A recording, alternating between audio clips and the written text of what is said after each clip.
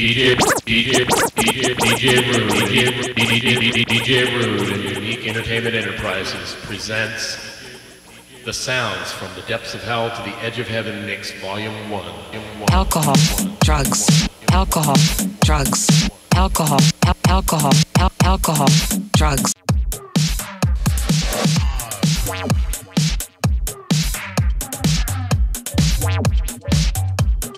Davis Kid.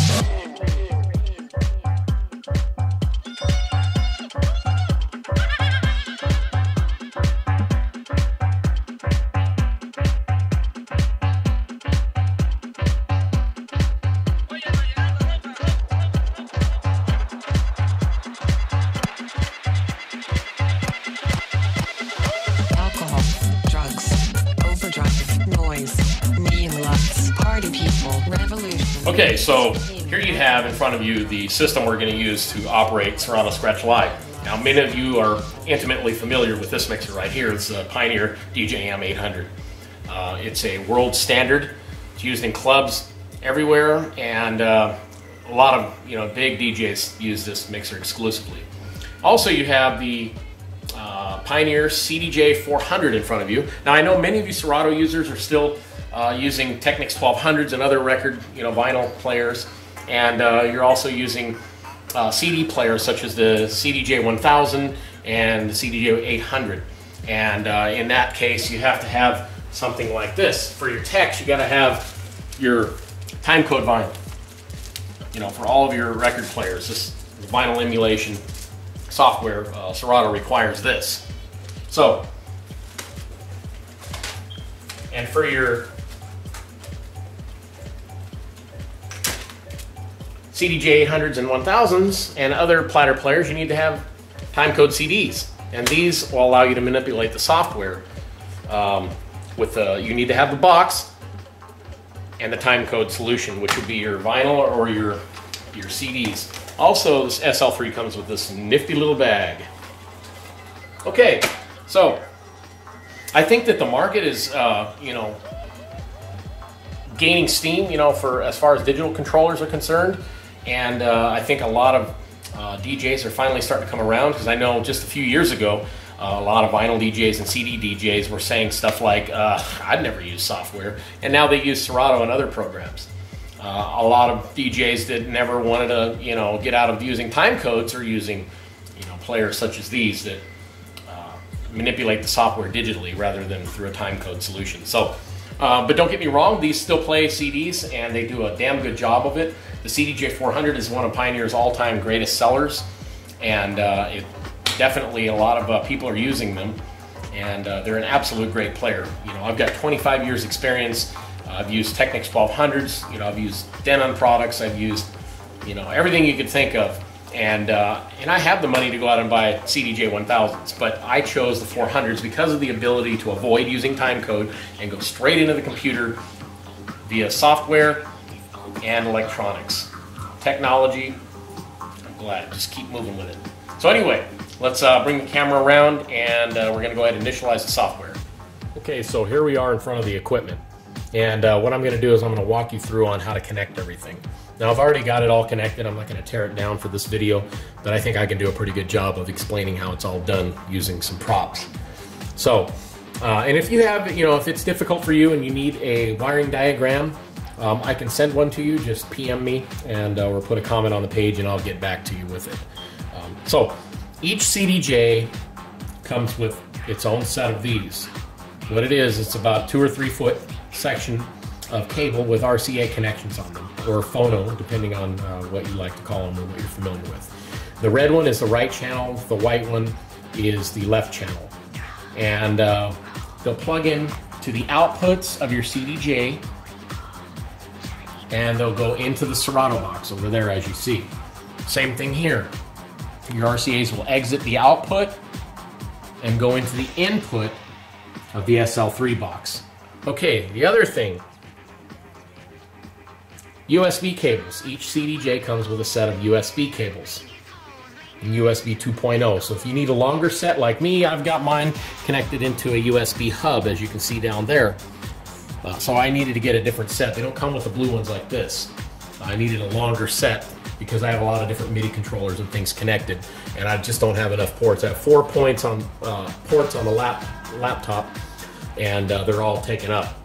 So you need to make sure that your laptop or your computer, whatever you're using, has at least 3 free ports, because see this blue cable?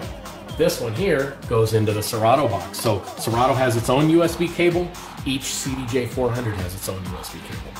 Okay, now on to the SL3. Okay, now the SL3 comes with its own set of cables as well. Its own RCA cables and its own USB. So what those do is you're coming out of the Pioneer and you're coming into the input.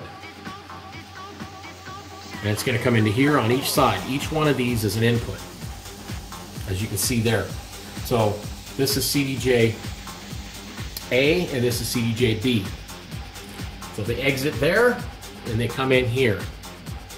And this is A and this is B. Up here you've got auxiliary. This is for recording and possibly for a third deck later on. Right now I've got this set up for recording, but you can go ahead and avoid this part right now. Don't worry about these up here. That's a future video, and then I'll cover recording in the SL3. And that's one of the great features that it has over the SL1. And not to mention it's USB 2.0 and 24-bit sound. So, all right, so now we've got the CDJ exiting and coming into the inputs of the SL3 box. Now what we've got is the cables that came with your Rane are right here. This is going to go into one of the channels on the DJM 800. Right now I've got CDJ-A into channel 1 over there. And CDJ-B is into channel 2 over here. Don't worry about channel 3 and 4. I've got that connected for other stuff. So all you need to worry about is 2 channels on your mixer. And if you have a 2-channel mixer, then this will just be easier for you. Okay? Now there is no USB connection at all to the mixer, so you don't have to worry about that. Okay? Here's your USB cable exiting the Serato box and coming in to the laptop here. Your USB cable, see the blue one there? That's going into the laptop as well. Over here too. Now this other cable you might be asking, the black one in here, that's your power cable. And then this one here is digital cable. That's not necessary, you don't need to worry about that. Serato doesn't offer digital capability right now. That's just going into my mixer for using other programs. So the only thing you need to be concerned about is the USB cable, the blue one, the red one, the white one, and the black one. That's it. They're all going to go into your box here. Okay, so let's get the software started. We've got it all connected. We're good to go. Okay, now I've got everything connected to a power conditioner. You know, any good DJ knows that you want to protect your equipment. It makes it easier too because everything's plugged into this. Flip the power on. Your players come on automatically. They're in CD mode. Make sure you push USB to get it in PC mode. USB to get it in PC mode. Okay? All right, now the next thing to do is to turn on the software. You got to double click on the icon.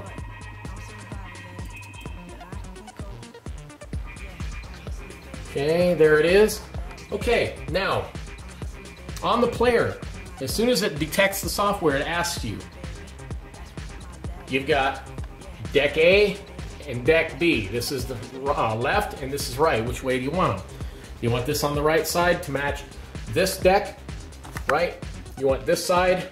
So make sure you use the select button. You can move it around and look for the one. Okay, push. We want that to be on the right side. Okay, over here, same thing. We want this to be on the left side, right? And that's going to be this deck here. Okay, so now, since we're not using time codes, we want to make sure that it's in internal, and then to be able to hear the sound, push the through button. Okay, and that's pretty much it. So now we just find a song, and you use the same dial here to scroll. Okay, see how I'm doing that? I'm using this button here. And you can do that on either side to pick your song. Okay, so we picked that song, we pushed it. Same thing here. We're gonna scroll through to find the song we want. And there we go. And that's it. So stay tuned. My next tutorial is on exactly how to initialize the software, get your music in there, and we'll go from there. So watch my next video. This is DJ Rude. Peace. Keep spinning.